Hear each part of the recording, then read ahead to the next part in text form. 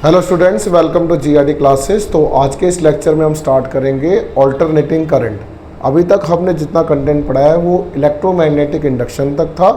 अब इस चैप्टर में हम एक नए तरीके का करंट पढ़ेंगे जिसका नाम है ऑल्टरनेटिंग करंट। तो सबसे पहले डायरेक्ट करंट के बारे में हमें पता होना चाहिए कि डायरेक्ट करंट क्या होता है।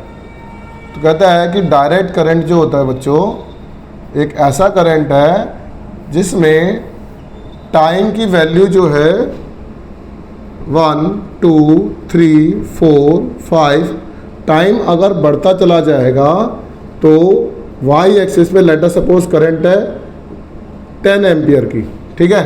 10 एम्पियर की करंट आप किसी सर्किट से पास करा रहे हैं और टाइम के रिस्पेक्ट में इसका स्टेडी फ्लो है, स्टेडी मोशन है, मतलब इसकी डायरेक्शन जो है वो सेम रहेगी और मैग्नीट्यूड भी सेम रहेगा, कांस्टेंट रहेगा। तो डायरेक्ट करंट उस करंट को कहते हैं जिसमें टाइम पीरियड तो बढ़ता चला जाता है बट मैग्नीट्यूड रिमेन्स कांस्टेंट। तो you can say in direct current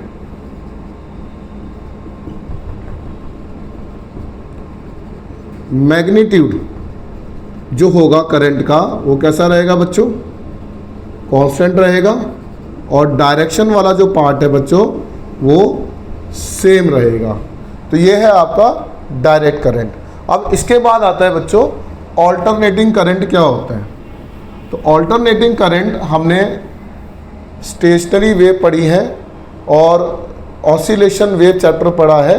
उसमें हमारा जो रिप्रेजेंटेशन होती थी किसी भी वेव की वो इस तरीके से रिप्रेजेंट होती थी, है ना।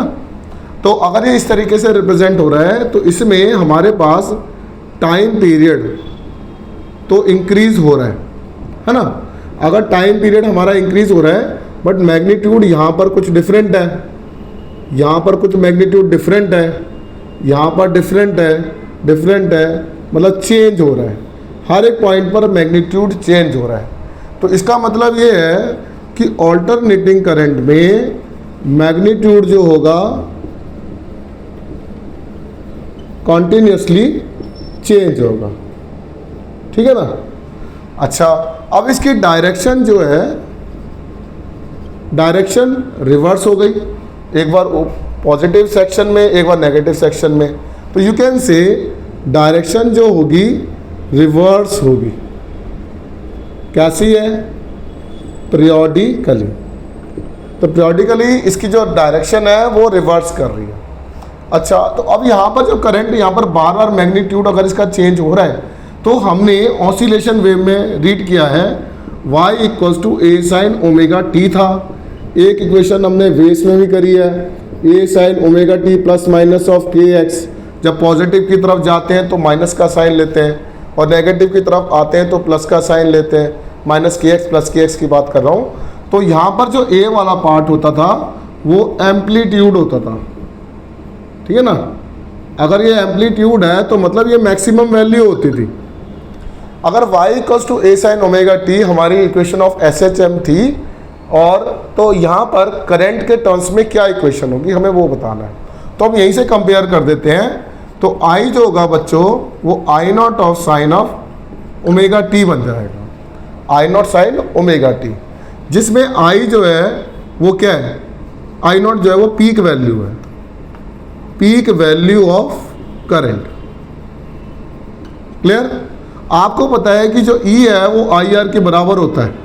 E जो है वो हमारी वोल्ट बन जाएगी, इसकी यूनिट I ये हो गया। तो इसी तरीके से अगर मुझे E = E0 sin ω t मेरी इक्वेशन ऑफ AC साइकिल होती है, तो अगर मैं इसको डिवाइडेड बाय R कर दूंगा तो ये हमारा I बन जाएगा, ये हमारा I0 बन जाएगा। sin ω t के टर्म्स में वोल्टेज और करंट को कैलकुलेट किया जा सकता है। अब यहाँ पे ω t है। अब यहाँ पर इक्वेशन ऑफ करंट जो होती है वो वेरी करती है, I = I0 sin of ω t plus minus of phi is the phase.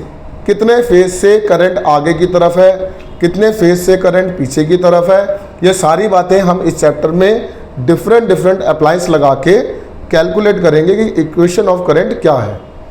अब उसके बाद ये कहता है अगर इक्वेशन ऑफ करंट इस तरीके से है तो ओमेगा टी में ओमेगा जो है वो 2 पाई बाय टी की बराबर है और 2 पाई फ्रीक्वेंसी होता है। क्लियर? 2 पाई फ्रीक्वेंसी। अगर यहाँ तक क्लियर होता है तो एक और फिगर है, ज़रा वो भी समझिए। ये कहता है कि अगर पार्टिकल इस तरीके से हमारा एसी साइकिल बना रहा है, चार्ज पार्टिकल, तो यहाँ से लेकर यहाँ तक को बोला जाता है फुल साइकिल। अगर मैं टाइम को इंटीग्रेट करूँगा 0 से t तक तो दैट मीन्स मैं फुल साइकिल को रिप्रेजेंट कर रहा हूँ। अगर मेरी साइकिल जस्ट इतनी सी है 0 से यहाँ तक तो वी कैन से t/2, तो ये टाइम पीरियड जो हो जाएगा इसको बोला जाता है हाफ साइकिल। तो इंटीग्रेशन ऑफ dt का जो होगा वो 0 से t/2 तक होगा। तो फुल साइकिल का भी हमारा रिलेशन है, हाफ साइकिल का भी रिलेशन है, ये दोनों हमें कैलकुलेट करने होंगे। इसके बाद अब ये कहता है कि एसी साइकिल में अगर कोई पार्टिकल इस तरीके से मोशन कर रहा है, एसी साइकिल को रिप्रेजेंट कर रहा है, तो ये वाली वाई एक्सिस वोल्टेज भी हो सकती है और करंट भी हो सकती है। यहाँ से यहाँ तक पूरा टोटल टाइम फुल साइकिल के लिए टी है।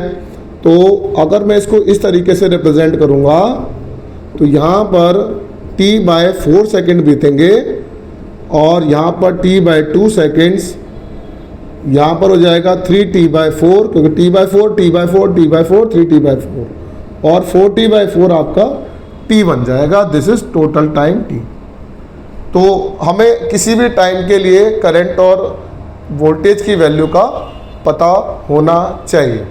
तो ये था हमारा दैट इज ऑल्टरनेटिंग करंट का इंट्रोडक्शन। तो अब ये कहता है कि अगर फुल साइकिल में जो करंट पास हो रही है यहाँ से यहाँ तक, मान लिया जाए ये 1 एम्पियर है, ठीक है ना, वाई एक्सिस पर, तो ये नीचे कितना होगा? तो आप बोलेंगे -1 होगा। तो ये पॉजिटिव है, ये नेगेटिव है। तो फुल साइकिल में पहले हाफ में प्लस है, अगले हाफ में माइनस है। तो average value of current over a full cycle कितनी हो जानी चाहिए? 0 हो जाने चाहिए। ठीक है ना। तो हम स्टार्ट करते हैं। कहता है कि prove that average value of current over full cycle